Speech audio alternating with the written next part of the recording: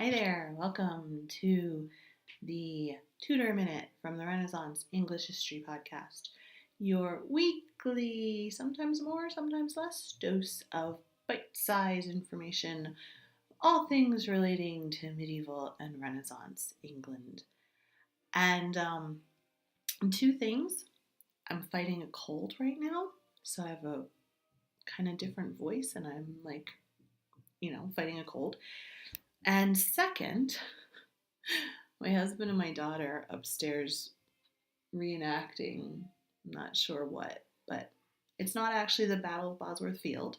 It's just a 3-year-old and a 37-year-old who sometimes acts like he's 30.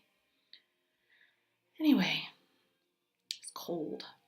No, seriously, I just have to say this. Some friend brought his daughter over to play with Hannah on Sunday and she had a runny nose. Like, who does that? Like, can I just tell you, like, if you're gonna bring your kid to my kid's house, can you like make sure they don't have a runny nose first? Because like, I don't want my kid to get sick because then she has to miss school and then I don't get to work on my podcast because I'm busy making Pinterest crafts and then I get sick. And it's like, just don't bring the kid over to my house, right? Like when they have a runny nose, like just don't do it. All right, so what I'm going to talk to you about today, now that I'm done. Oh, but one good thing is it's autumn. It's autumn, which means scented candles. Yay. Okay, I'm going to talk about something Tudor. I want to talk to you today about Dr. John Morton. Dr. John Morton, he was actually the Archbishop of Canterbury under Henry VII. And he had risen to power during the reign of Edward IV, and he had been a guy who went what's the word? It's cold. Ambassador, and negotiated treaties for Edward IV, and he rose to power under the Yorkists. But then after Bosworth Field, which is being enacted upstairs, he became the Archbishop of Canterbury. Henry VII appointed him to be the Archbishop of Canterbury.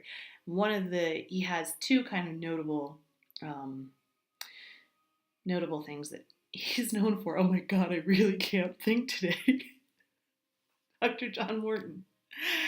First of all, he was charged with replenishing the treasury, which, of course, it was empty after Richard III, and then by the time Henry VII died, it's very famous how kind of stingy he was, and how much he collected his taxes and how much he built up the treasury and left Henry VIII a huge amount of money, which Henry then kind of spent on wars with France that didn't go anywhere. Anyway, and other things. But so Henry VII built up the treasury, and that is in large responsibility, was largely John Morton's responsibility to do that. And the other thing he was known for was he was actually Thomas More's tutor when Thomas More was young. And he actually contributed a lot to Thomas More when Thomas More was writing his history of Richard III. And Thomas More actually mentioned him in his book Utopia as well. And so it's interesting that a lot of our stories about Richard III that come from Thomas More actually originated with John Morton. So some people actually accuse Morton of having invented the whole story about Richard killing his nephews, the princes in the Tower, and giving that to More. But I don't think it could have been just him, because there were people at the time who were whispering about that as well. But a lot of people say that a lot of our impressions of Richard III come from Morton through More.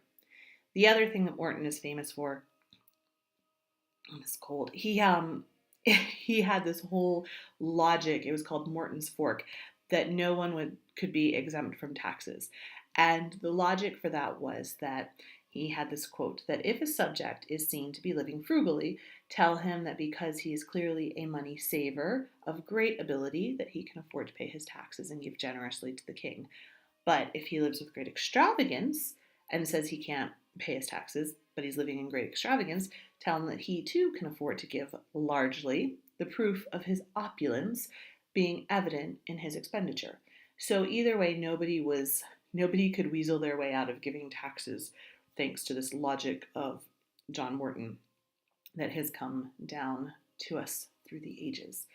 And yeah, so he's a really interesting fellow. There's not like a huge amount of information about him.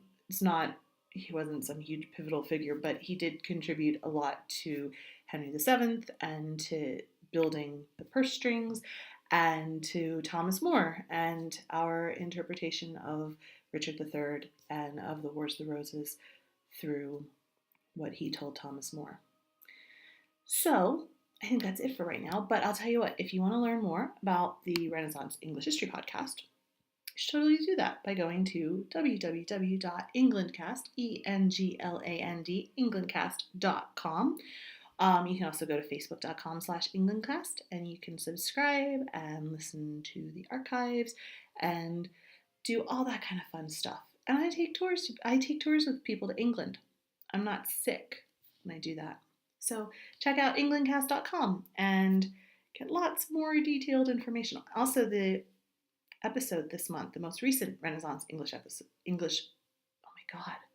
most recent Renaissance English History Podcast episode is on Thomas More. So you can get lots more information on Thomas More there. All right. Hey, thanks for watching. I will talk to you next week when I will hopefully not be so hugely medicated, not have Bosworth Field going on upstairs, and not be sick. And it'll still be autumn. Yay. Bye.